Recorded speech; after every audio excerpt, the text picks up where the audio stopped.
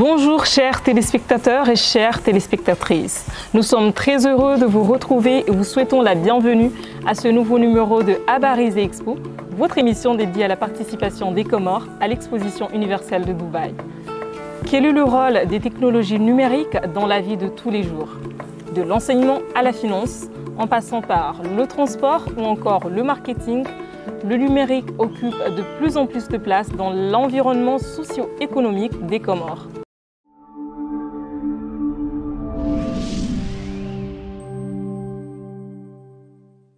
Entreprises privées, organisations gouvernementales, start-up, étudiants et universitaires, nombreux sont les acteurs qui placent le numérique au cœur de leurs activités. Pour cette deuxième émission de Habariz et Expo, nous avons choisi pour vous de parler de cette société comorienne qui se numérise chaque jour. Pour cela, j'ai le plaisir d'accueillir M. Chamsoudine Mzawiani, entrepreneur, directeur général de l'ANADEN, l'Agence nationale de développement du numérique aux Comores. Bonjour M. Mzawiani. Bonjour. À ses côtés, M. Guy Roy-Burundi, directeur général d'Exim Bank.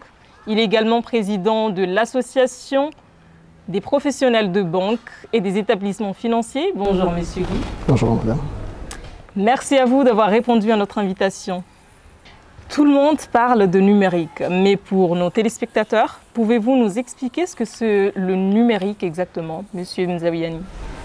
Alors le numérique, par opposition aux technologies de l'information et télécommunications, c'est tout d'abord en fait la technologie qui a permis de modifier en profondeur les usages métiers, quel que soit le secteur, puisque tous les secteurs sont impactés.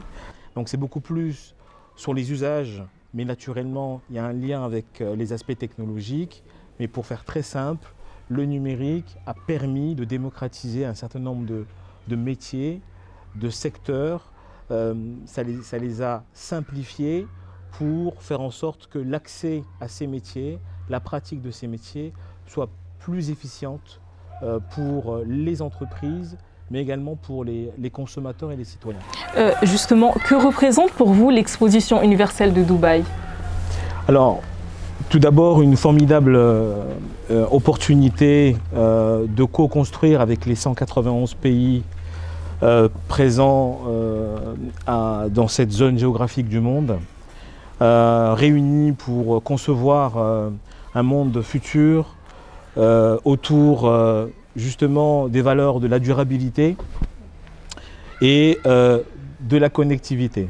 Donc être connecté pour concevoir un monde durable et équitable, c'est une opportunité que le pays a saisie pour aussi apporter et contribuer à cette réflexion globale. Merci. Monsieur Roy-Burundi, que représente pour vous l'exposition universelle de Dubaï? Merci beaucoup.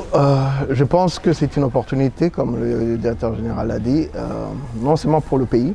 Je pense que dans cette histoire, le Comore sera vraiment gagnant dans cette histoire, comme tous les autres pays. C'est beaucoup plus en termes de partage d'expérience. Les 191 pays, imaginez ce qui se passe ailleurs. On n'aura pas besoin de réinventer la roue. On aura juste à partager l'expérience et à voir ce qui se passe et à mettre ça à jour dans notre pays. Donc pour nous, en plus le pays, maintenant les entreprises, les nombres d'opportunités en termes de nouvelles technologies qui sont disponibles, les expositions de toutes ces sociétés, des startups comme vous avez dit, qui offrent aujourd'hui des technologies nouvelles. Je crois que c'est vraiment quelque chose d'extraordinaire que tout le monde devait participer. Merci. Dans la stratégie Comores numérique 2028, plusieurs actions sont prévues par l'ANADEN. En quoi l'exposition de Dubaï peut aider à faire des Comores une société d'information à l'horizon 2028, Monsieur Mzawiani? Écoutez, donc c'est comme je l'ai dit, c'est une formidable scène d'exposition pour présenter les avancées que le pays a pu enregistrer depuis bientôt 3 ans dans ce secteur.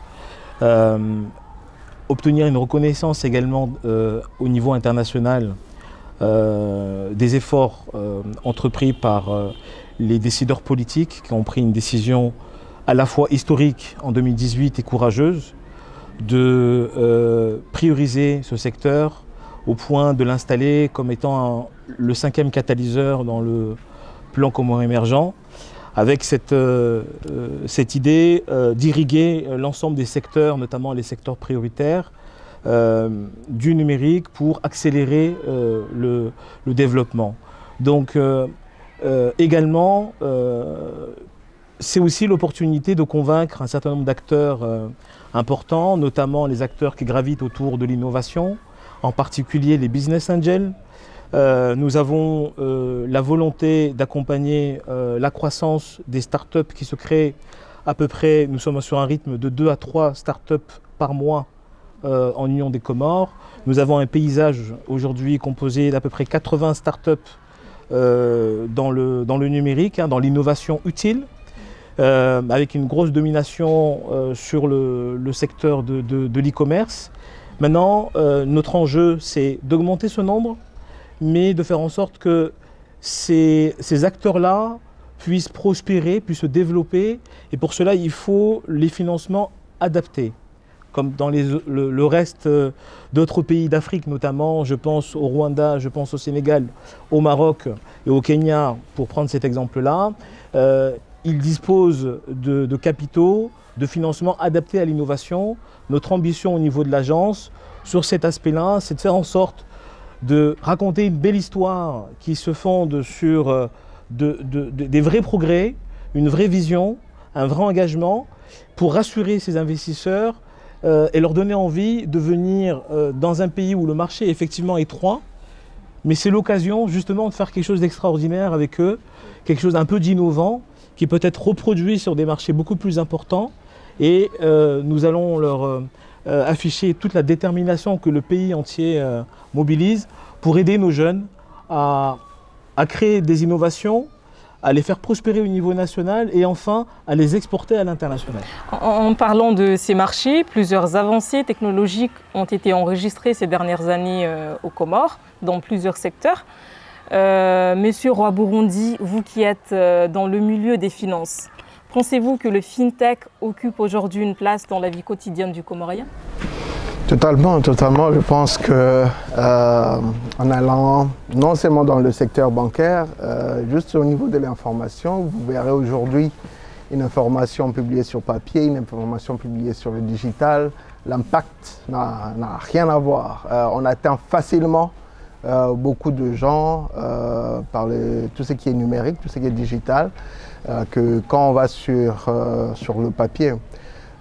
Aujourd'hui, les banques, à l'époque, pour se développer, devaient construire des branches. Il fallait du brique, du ciment, du tôle pour avoir une branche. Aujourd'hui, on doit dépasser ce niveau. Le numérique ajoute aujourd'hui à l'industrie bancaire, nous permet de réduire nos coûts. La technologie nous permet d'être beaucoup plus proches de nos clients. En tant que président de l'APVF, je parlerai de l'arrivée de Mobile Money. Aujourd'hui, ils peuvent aller là où les banques traditionnelles ne peuvent pas aller. Nous, aujourd'hui, à l'Exim, on ne peut être qu'à Mitsamuli, peut-être à Fumbuni, mais on ne va pas aller plus loin que ça. C'est ça l'approche, c'est ça la nouvelle technologie. La nouvelle technologie nous apporte une approche beaucoup plus aisée et beaucoup plus proche de nos clients, sans un moindre coût et plus efficace que ce que les banques traditionnelles étaient.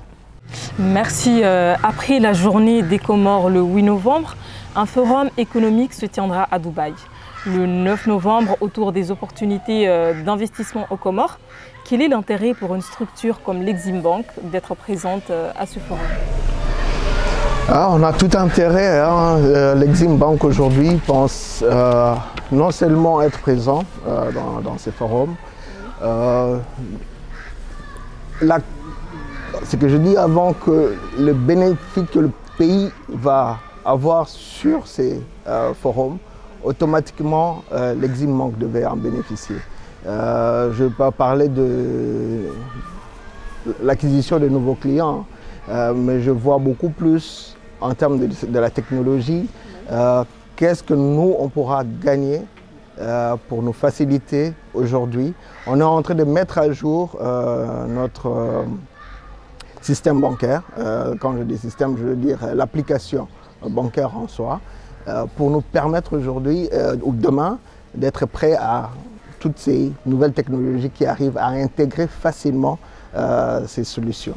Donc dans ce genre de forum, on est sûr que on devait être capable, non seulement pour la banque de se développer et d'acquérir ces nouvelles technologies, mais permettre aussi en même temps au pays, via les services bancaires et précisément le service de l'Exim Bank, à attirer beaucoup plus de services. Aujourd'hui, je vous donnerai un exemple. Tous les services de l'État sont faits physiquement. Je veux une attestation de résidence, je dois aller me présenter physiquement. Mais on est sûr qu'avec la technologie, si on se mettait ensemble avec le pays, toutes ces activités-là pourraient être en ligne. Et s'il y a en ligne, il y a paiement, il y a toujours une institution bancaire derrière. Donc nous pensons à ça et c'est pour ça qu'on est en partenariat très solide et très profond avec le gouvernement dans ce forum. Monsieur Mzaouyani, pour la première fois à l'exposition universelle, les Comores vont disposer de leur propre pavillon. Quel est l'agenda des activités numériques du pavillon des Comores et qu'est-ce que les acteurs du numérique comorien vont exposer aux visiteurs? Si vous permettez, peut-être essayer de compléter ou de rebondir sur l'intervention de mon collègue directeur général de l'Exim Bank. Et effectivement rassurer sur le fait que nous nous sommes dotés d'un programme qui permet de digitaliser l'administration. Donc que effectivement bon nombre de services de l'administration publique dans les prochains mois seront accessibles en ligne. Et dans la phase d'après, ces services-là vont intégrer dans leur globalité le paiement en ligne. Et naturellement, il n'y aura aucune discrimination au niveau des banques. Tous les acteurs qui sont présents, agréés en Union des Comores, seront référencés pour que les citoyens puissent très facilement utiliser les moyens de paiement existants dans le pays. Donc c'était effectivement l'occasion pour moi de faire un petit rappel sur ça. Le portail gouvernemental est en cours de développement. Nous avons commencé ce mois-ci et dans quelques mois, d'ici je pense milieu du premier semestre 2021, les premiers e-services dans le pays verront le jour, comme par exemple la possibilité de demander sa carte d'identité ou son casier judiciaire en ligne. Ce sera une réalité dans les prochains mois. Inch'Allah. Voilà. En revenant, je vais revenir sur la question que je vous avais demandé. Quel est l'agenda des activités numériques du pavillon des Comores et qu'est-ce que les acteurs du numérique comorien vont exposer aux visiteurs à Dubaï? Alors, notre intervention, ou du moins la présence du digital sur cet événement, se décline en deux phases. La première, c'est de maintenant jusqu'au mois de février, c'est de réfléchir sur comment le digital peut venir amplifier les actions de communication et donc de valorisation des acteurs qui représentent en fait les Comores dans cet événement. Oui. Que ce soit les acteurs de l'innovation, ceux qui sont sur les produits de rente, ceux qui sont dans l'agriculture, bref, nous avons quelque chose à aller raconter à Dubaï et cette chose-là, c'est ce que nous possédons, le paysage, nos produits bruts qui doivent être transformés, qui intéressent un certain nombre de typologies de clients, notamment l'industrie du luxe. Et par rapport à ça, nous réfléchissons sur la manière la plus adaptée de créer une communication digitale et une interaction digitale avec notamment la diaspora, mais également des acteurs majeurs, que ce soit dans la cosmétique, l'agriculture, des grandes marques comme L'Oréal, etc.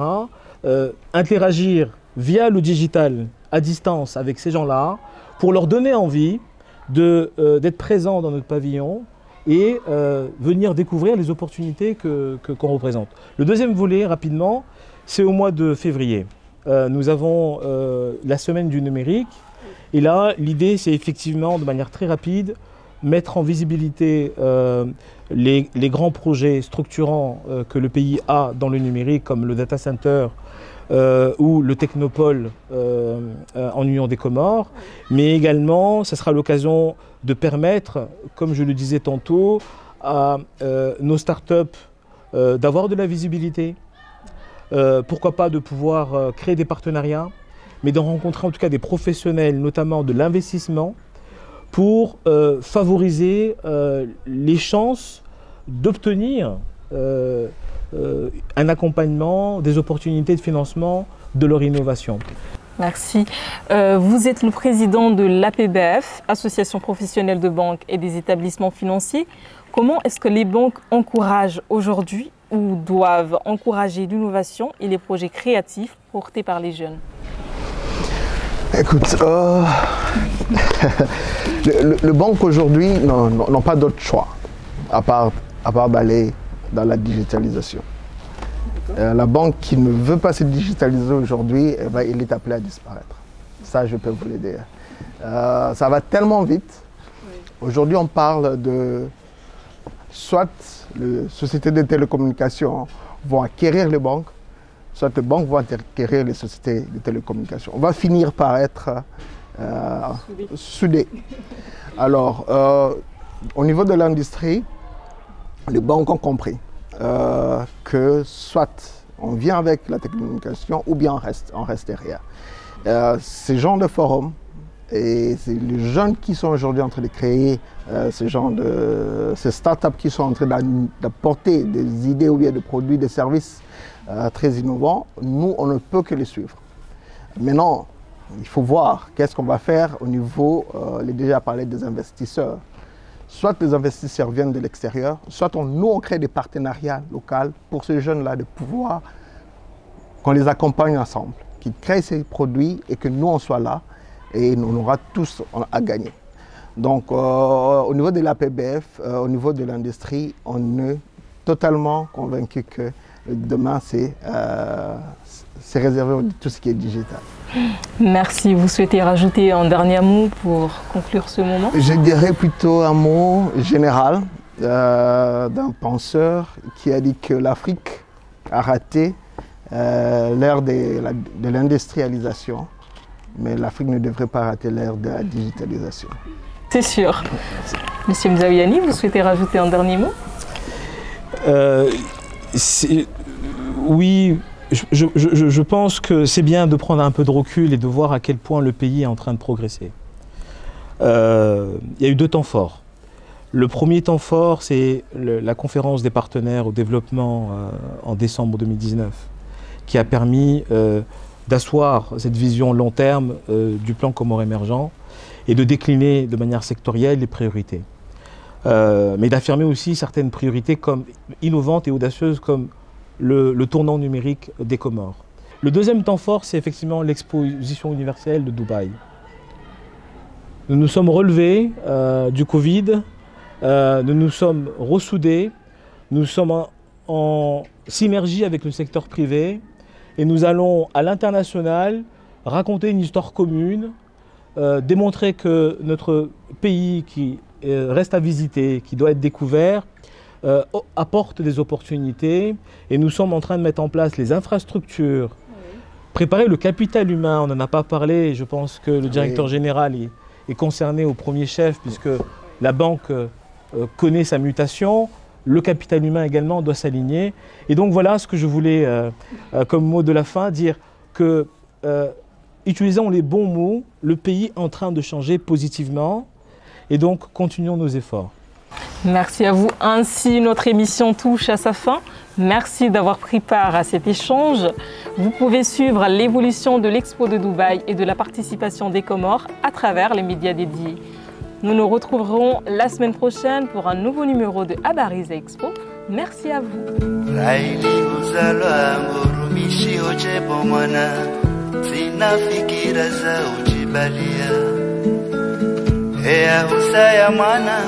Lelo na uombea zemvuza zitende bure que juzise